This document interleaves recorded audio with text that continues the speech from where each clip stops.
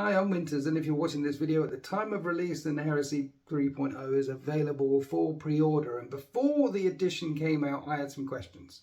As a gamer, as someone who plays Horus Heresy, what does this do? What does this do? So I've made a series of videos trying to answer those questions. So hopefully you'll find this useful. And in this video, I wanted to answer the question, one of the big questions I had beforehand was, what do transports do now?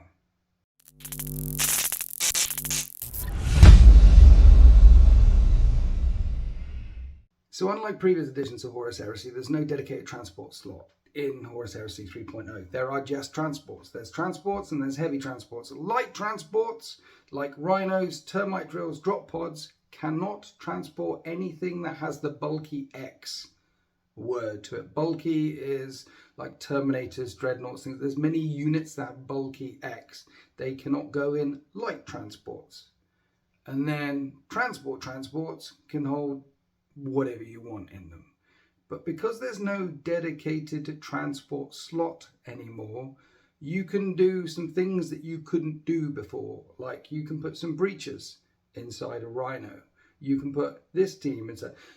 You buy your transports, you buy the slots, and any unit can go inside any transport so long as non-bulky ones don't go in light transports. But you can set them up however you want to, declaring what's in what at the start of the battle before any dice are rolled. That's a big change from the previous edition. Basically, it's a free-for-all, people. Beforehand, there were very specific rules. Now, it's just, I've got these transports, got these units, I'm going to do this with them, and you can do that with them. And you can declare which ones are in reserve, you can declare which ones are on the battlefield, and boom, and off you go. And you can start rocking away with your transports. Embarking with the transports, very easy. You just need to move a unit in range of a transport, get in it. And you can move a unit to be in range of a transport either before or after the transport moved. If you get in it after the transport moved, then the transport can't move again. If you get in the transport before it moved, then the transport can move again. Embarking, very simple. There's a couple of restrictions on embarking. One, only one unit at a time can go in a transport. That's different from 40k if you're coming over from 40k. In 40k, you can put 28 units in transport if you want to. Heresy, one at a time. Two, in order to embark in the transport, you need to be within 2 inches of a hull that has an access hatch on it. Not within 2 inches of the access hatch, like the rear door, the side door, whatever, but within 2 inches of a hull that has an access hatch on it, you can get inside. And as for disembarking, it doesn't matter how fast the transport moves now for you to be able to get out. Beforehand, there were rules on, I could only move half the distance and then I can get out, and then not anymore. You can go the full flat out distance with the transport. Then you base the models in base contact with the transport along the side of the hull with a hatch on, and then you move those units their full movement allowance. So you can move a Rhino 12 and then you can get the dudes out and move them their full 7 after moving the Rhino 12 inches, which is a 19-inch move on some of those tactical marines with disintegrator guns, multi-melters or melters. Oh my, it's a long, long move.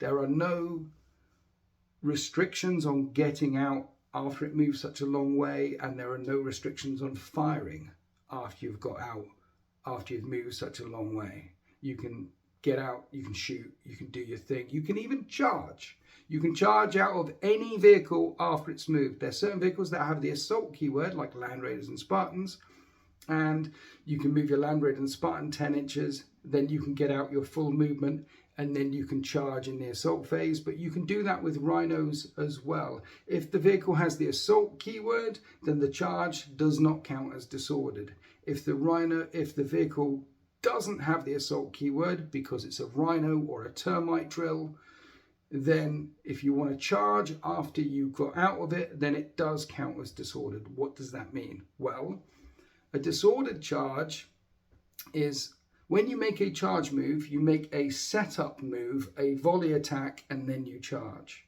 When you make a disordered charge, you do not make the setup move. It's just the dice roll after the volley attack. And tell a lie, no volley fire either. So disordered charges, no setup move, no volley fire.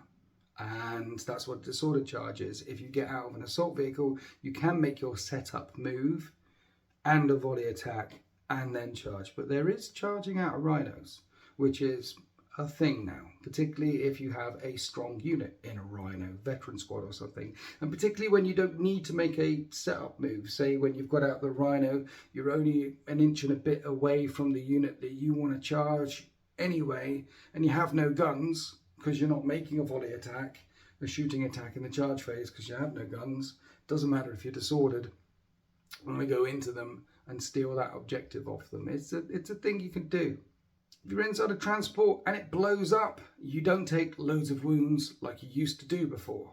If it blows up, you simply get out and then you take the hits from the exploding transport. You don't move any further. You put everyone in base contact with the edge of the exploding vehicle, and if a model cannot be placed in base contact with the edge of the exploding vehicle, then the model gets placed in base contact with a model that's already been put in base contact with the exploding vehicle.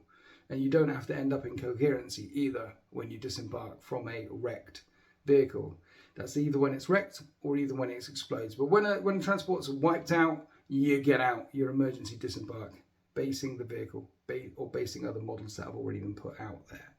If it does explode, then you do the explodes results after you get out, and that's a whole, if it has 5 hull points like a rhino, that'd be 5 straight strength 8 AP- hits on that unit. If it's got 10 hull points like a Spartan, that would be 10 strength 8 AP- hits on it. That's what explodes is.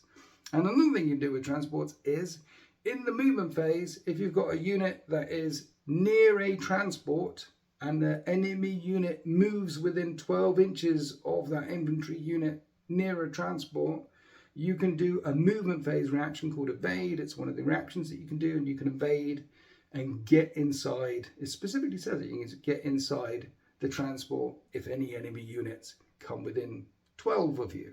So if you've got a Spartan nearby and some troops that are about to get rolled over because it's turn 3 and the unit have already got out the Spartan and they've done their thing, the Terminator's already over there and these Space Marines are cowering over here and a big dreadnought, you can use your movement reaction to get inside your transport if you want to. But that's it. The big takeaway from transports in this edition is there aren't really any restrictions anymore about who goes what in where. Just bulky stuff can't go in light transports. That's it. You just buy them at the beginning and you field them as you want to field them. And the other thing that has changed in this edition as well is they move where they want, they go where they want. They're slowed by terrain unless they have dozer blades, and you can get out and move. After moving a transport the full distance, you can get out and move full distance. And you can charge, but it will count as disordered unless it's an assault vehicle. So there's a lot more flexibility with transports in this edition. They're a lot less complicated, but yeah, there's going to be some shenanigans that you'll be able to pull off once we've got this edition down. There's definitely going to be, there's gold in them there hills. We just need to find it somewhere. Anyway, I hope you found this video useful. Happy wargaming.